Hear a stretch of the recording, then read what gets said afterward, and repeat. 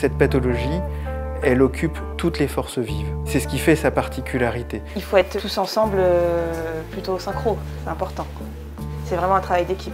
On espère que ça va pouvoir tenir. On espère surtout que pas trop d'entre nous ne vont attraper le Covid. Il y en a déjà un, malheureusement, dans la chambre 6, c'est un de nos collègues. Le pic de l'épidémie de Covid-19 n'est pas encore atteint, mais déjà les hôpitaux craquent. À Paris et en région parisienne, il n'y a plus un lit de disponible. En tout cas, au moment où on réalise ce reportage, c'est le directeur régional de l'ARS qui l'a annoncé. Pour en savoir plus, vous pouvez cliquer ici. Alors pour libérer des places, certains patients sont oxygénés chez eux, d'autres sont transférés vers des hôpitaux en région à bord de TGV médicalisés. Pour voir les images, c'est ici. Dans cette clinique en région parisienne, 34 lits de réanimation ont été mis à disposition pour la crise et il y a 4 places disponibles. Alors pour aider les équipes, des médecins d'autres spécialités sont venus en renfort et nous allons essayer de voir comment est-ce que tout ce monde travaille ensemble pour sauver les patients. Bonjour Dr Squara, vous êtes donc responsable du service réanimation. Déjà, cette clinique est une clinique chirurgicale et médicale dédiée à la cardiologie et à l'orthopédie. Et donc tout s'est arrêté. Pratiquement, on ne fait plus que les urgences. Est-ce qu'on peut avancer du coup dans ce couloir? On voit... Alors ce couloir, de chaque côté, vous avez des lits et vous avez 16 lits de réanimation standard. Normalement, cette réanimation, c'est une réanimation propre. Vous n'avez pas tous ces trucs collés au mur et vous n'avez pas toutes ces poubelles dans les couloirs. Ça, c'est notre adaptation au Covid. Ici, pour faire la visite, normalement, il y a 3 médecins, un assistant et 2 internes. Et là, on est 2 médecins de plus pour pouvoir s'occuper des Covid. Et c'est surtout en tant que personnel infirmier que c'est beaucoup plus, puisque on avait 5 infirmières et on est passé à 8.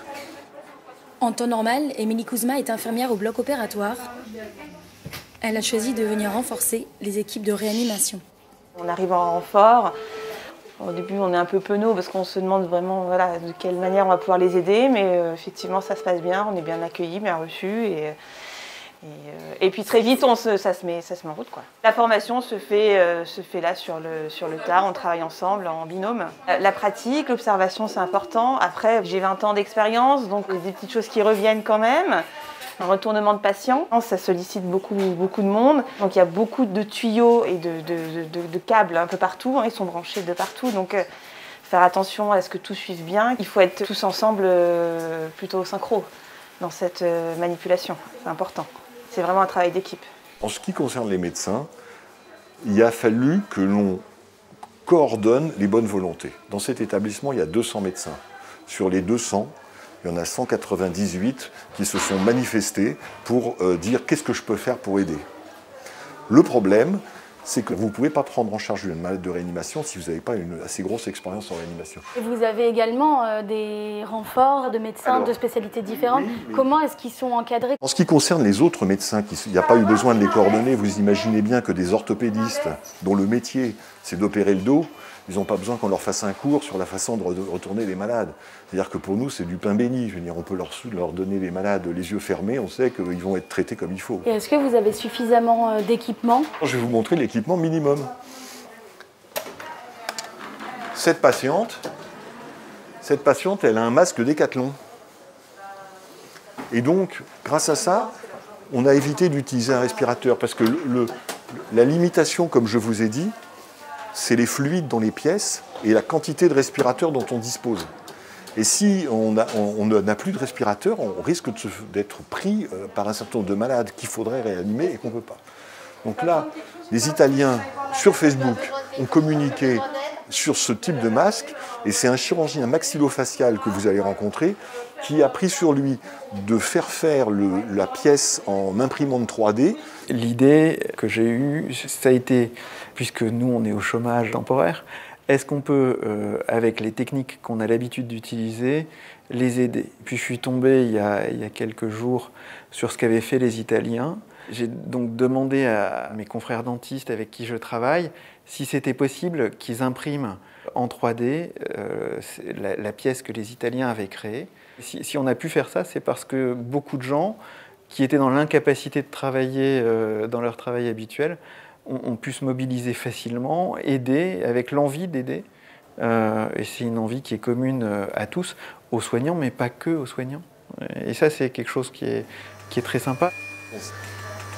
Cette chambre-là, c'est l'exemple de la prise en charge maximum.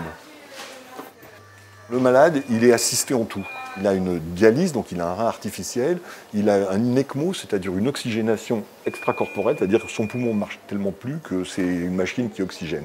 On ne peut pas faire plus. Et donc vous avez vu les chirurgiens cardiaques qui sont désœuvrés, viennent de changer l'ECMO, c'est-à-dire l'oxygénateur externe était insuffisant, on en a mis un plus sophistiqué et ils sont venus le faire au lit du malade. Quand on a besoin de faire quelque chose, avant on le faisait nous-mêmes, maintenant on appelle un chirurgien cardiaque. Pour faire une trachéotomie, on a une douzaine d'ORL qui ont fait une liste de garde, on a une très très grosse assistante.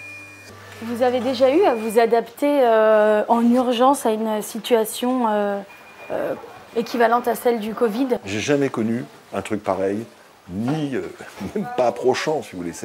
J'ai jamais fait ça. C'est inimaginable. Déjà multiplier par 3 le nombre de lits de réanimation, transformer ma réa de cardiologie en réa infectieuse, non. Même quand j'étais médecin des hôpitaux, j'ai jamais eu quelque chose de comparable. Nous, on a ouvert la réanimation ici il y a une quinzaine de jours. Et là, on a sorti hier nos premiers patients.